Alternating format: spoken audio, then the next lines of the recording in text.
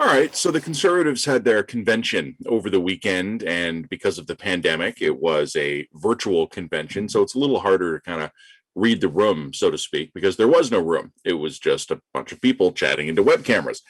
But one of the stories that has come out of the convention is that the party, the grassroots, voted against a motion that would recognize that climate change is real. This is something that Aaron O'Toole had wanted them to vote in favor of, and they voted against it. After every convention, especially one like this, where there's frankly not a ton to talk about because there are no quiet hallway meetings and scuttlebutt, stories like this can get overplayed. However, it probably isn't helpful for the Conservatives that this story is getting any attention at all.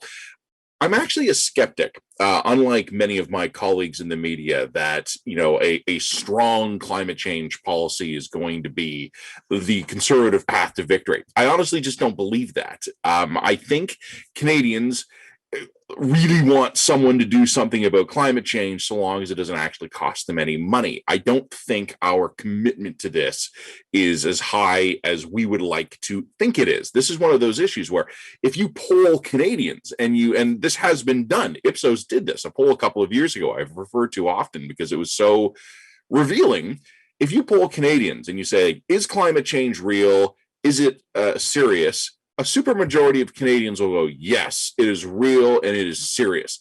And then you ask those Canadians again, how much are you personally willing to spend to fight climate change?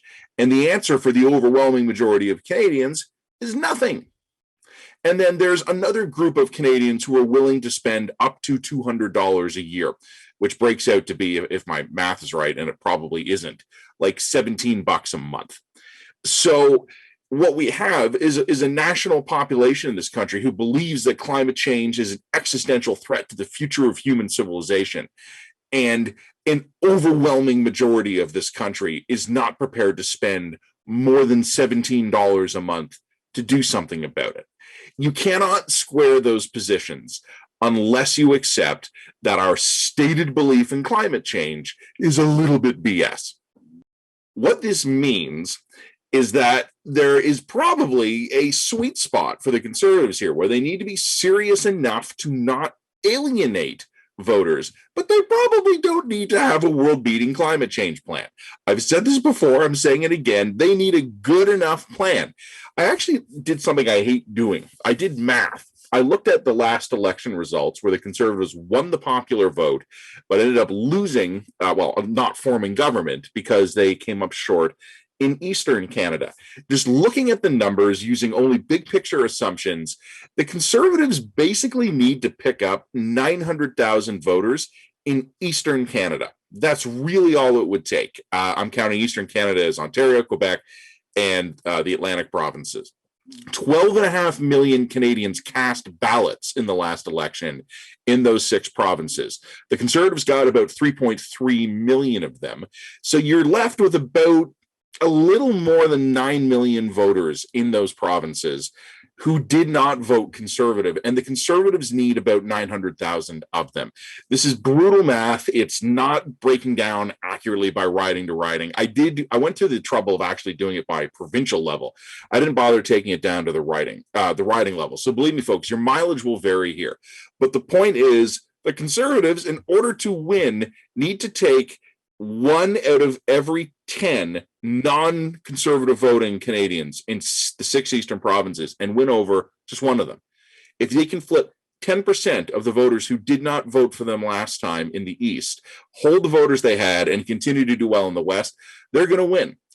I don't think you need to have a world-beating climate change plan in order to win over 1 out of every 10 possible conservative voters in the eastern part of the country.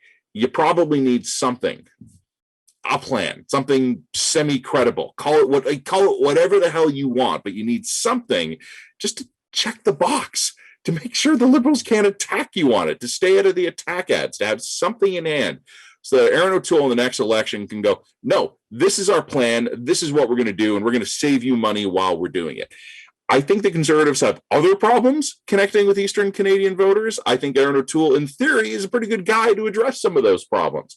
The climate change motion from the convention will get overplayed because there's not much else to talk about. It will feature in future attack ads. It's going to get tweeted a lot. It's not as big of a deal as you might think, but the Conservatives need something as part of a bigger plan to go out and get, again, in 6 provinces, 1 out of every 10 voters who didn't vote for them last time. If they get that, they're going to win the next election. If they get half of that, they're probably, if nothing else, going to really erode Justin Trudeau's minority, maybe even get a minority themselves. This ought to be achievable. And if it's not, I really don't know what the hell the Conservatives are doing.